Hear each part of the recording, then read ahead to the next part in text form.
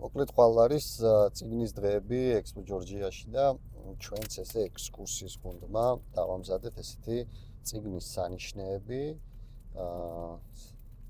ასაც დავარიგებთ, უკანა მხარეს იქნება QR კოდი, სადაც განათლების ეგრეთ წოდებული რეფორმის შესახებ იქნება ინფორმაციები და ასევე ადამიანები, ვისაც სრული გაუჩნდებათ, რომ ჩვენთან ერთად აკეთონ საქმე და გაავრცელონ ინფორმაცია, იყვნენ მოხალისეები, ასე ვთქვათ, განათლების საკითხებზე იმუშაონ, შეუძლიათ რომ შემოგვიერთდნენ. მოკლედ ხვალ ვიქნებით, მაგალითად, აკაკი წერეთლის